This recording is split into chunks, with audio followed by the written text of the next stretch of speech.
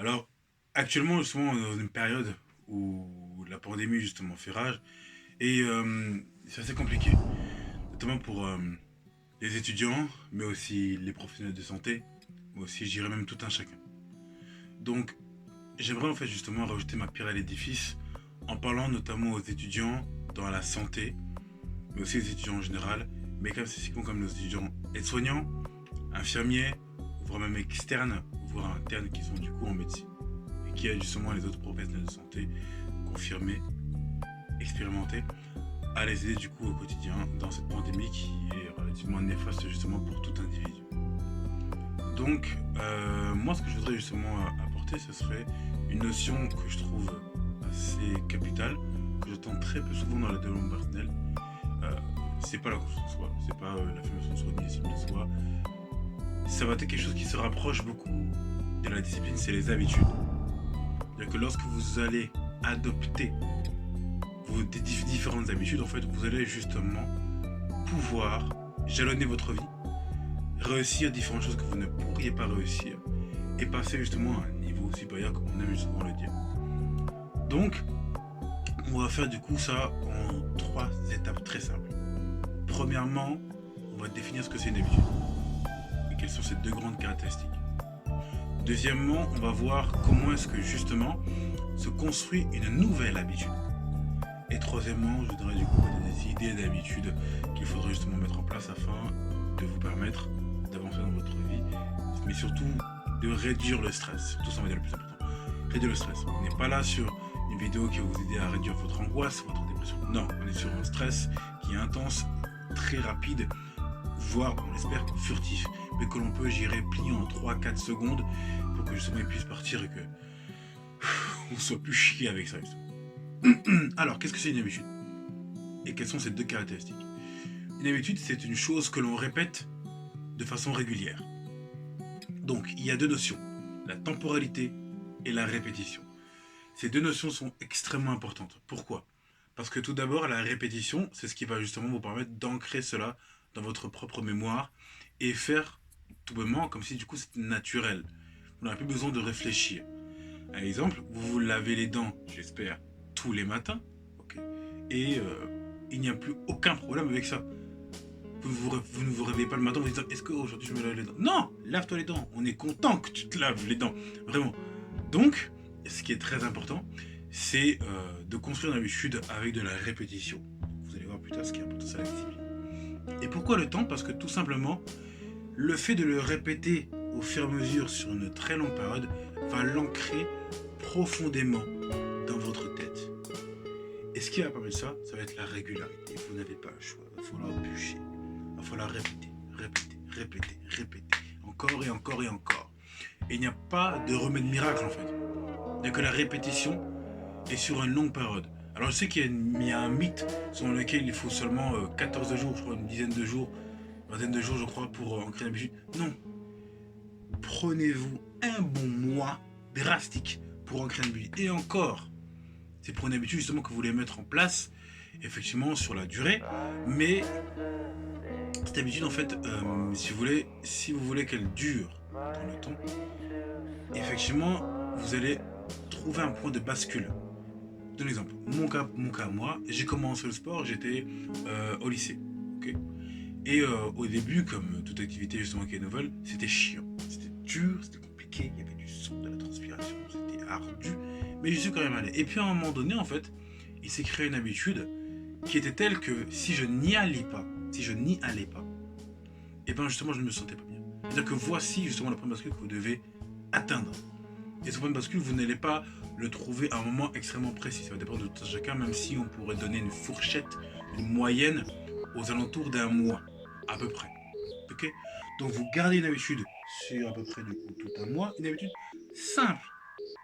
Là, mon exemple, du coup, moi, c'était une séance de musculation, parce que du coup, j'avais des problèmes de dos, et après, forcément, bah oui, forcément, tu veux plaire à la gente féminine. Mais en somme, tout le monde n'a pas les mêmes objectifs, bien évidemment. Donc, par exemple, si votre objectif est de perdre du poids, une chose qui peut être intéressante à faire, ok, je ne suis pas socialiste, hein, mais c'est une chose que vous pouvez potentiellement faire, par exemple, c'est écrire chaque soir ou chaque matin ce que vous mangez durant toute la journée. sorte de faire justement deux choses. Un, prendre l'habitude justement de conscientiser votre cerveau et votre propre personne à savoir ce que vous mangez vraiment de façon claire. Parce que le fait de le projeter sur un papier, le fait de l'externaliser directement sur une feuille, permettra justement de prendre du recul. Et ça, c'est important, justement. Prendre du recul sur les choses. Et justement, lorsque vous allez créer cette habitude, au bout d'un moment, vous allez avoir le déclic. Vous dites, bon, voilà, je vois bien que je mange de la merde, mais il faudrait peut-être justement que je change cette alimentation. Voilà. Et c'est pas compliqué à faire. C'est seulement passer en revue, justement, ce que l'on mange. Parce que du coup, ça veut dire que même durant la journée, vous allez être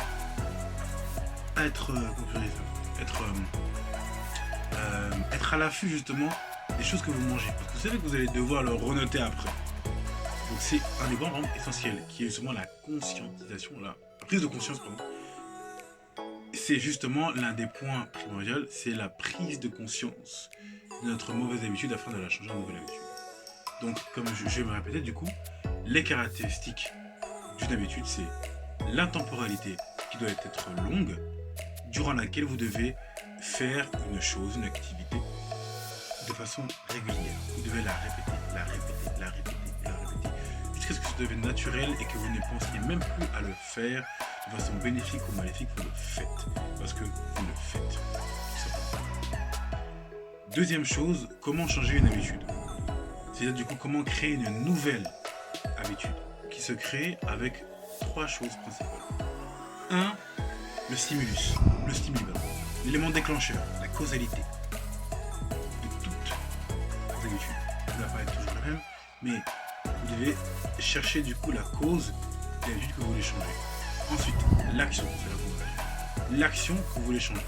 Et enfin, ce que vous voulez justement que cela vous rapporte. Prenons par exemple un fumeur. Un fumeur, le stimuli va être par exemple le geste. Le geste va susciter justement l'action de fumer et ensuite qu'est-ce que ça va lui donner comme plaisir? Le plaisir par exemple de s'évader. Donc, le but n'est pas de changer le départ ni la fin, mais de changer ce qu'il y a au milieu. Et ça qui est important. Donc, lorsqu'on va voir le stimuli, on va prendre autre chose comme habitude, on va l'insérer à l'intérieur. Et il faut que justement cette habitude nous procure le même, si ce n'est pas le même niveau, disons que ça rentre dans les mêmes thématiques. Et voilà. Le fumeur du coup fume, il prend du plaisir. Au lieu de prendre justement une cigarette, qu'est-ce qu'il pourrait faire? Il pourrait, je sais pas moi, prendre son fruit préféré. Exemple. Ça ferait une consommation de fruits quand même sacrément élevée, je vous l'accorde. Mais ça le permettrait peut-être justement de dévier cette habitude de ce stimuli-là. Donc, c'est ça le point clé. Vous avez votre stimulus, le point de départ, donc la causalité. Le stimuli, pardon. Stimuli. Vous avez ensuite l'action en tant que telle. Et puis enfin, vous avez justement ce que cela va vous donner. À vous, personnellement.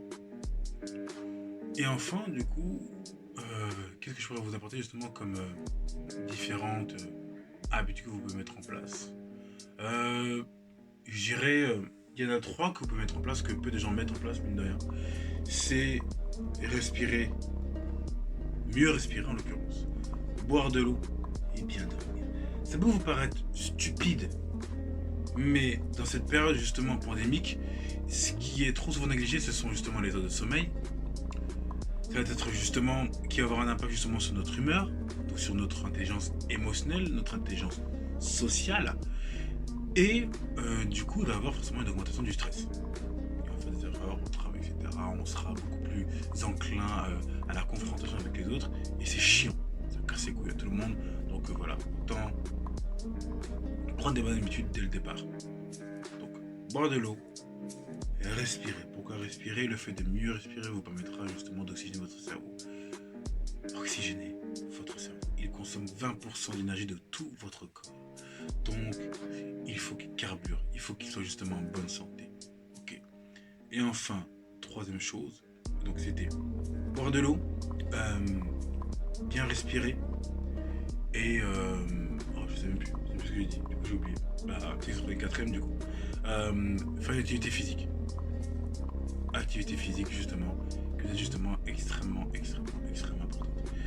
L'activité physique vous permet justement, durant par exemple, une demi-heure, ça on le lit justement dans le livre Ma bulle de santé de Frédéric Salzman, qui est du coup cardiologue, et qui a fait toute période de télé il y a quelques années, justement, pour présenter son livre. Et il explique dedans que, justement, vous avez, si vous faites 30 minutes de sport, durant les 20 premières minutes, durant les 20 premières minutes, justement, vous allez créer quelque chose dans votre corps qui vous permettra, justement, d'avoir un boost d'endorphine et d'ocytocine, qui sont, du coup, les deux hormones qui rentrent principalement dans tout ce qui va être, justement, l'accomplissement de soi. Et ça va être extrêmement important, notamment pour votre mental, parce que c'est très, très, très important le mental, justement, à l'heure d'aujourd'hui. Votre bien-être personnel, qui va justement être galvanisé par cette activité sportive, activité physique. Donc du coup, il va falloir justement éviter de continuer à garder du coup toutes ces habitudes qui sont néfastes. Le fait de manger mal, le fait d'avoir l'habitude de se coucher tard, le fait de garder tout le temps son téléphone la nuit, de continuer du coup les réseaux sociaux jusqu'à je sais quelle heure, 23h minuit. Tout le fait, je le fais aussi. Mais c'est vraiment pas quelque chose, on va dire, je dirais, qui est bénéfique, vous savez, c'est évident. Mais en l'occurrence, il faut prendre une décision, et la décision justement c'est de arrêter, ou du moins réguler, ok, de réguler les choses. Et ça, c'est vraiment quand même quelque chose de très important, parce que vu ce qui va se passer après la pandémie, vaudrait mieux commencer maintenant à avoir du coup de nouvelles habitudes, parce que ça va être hardcore. C'est pas un message défaitiste, hein, c'est la réalité. Donc autant se préparer petit à petit. Mais à cette phrase, moi, que je trouve extraordinaire, et qui justement, j'irais, pour résumer un peu cette vidéo, et qui sera du coup mon mot de la fin, c'est un peu par souvent égale beaucoup.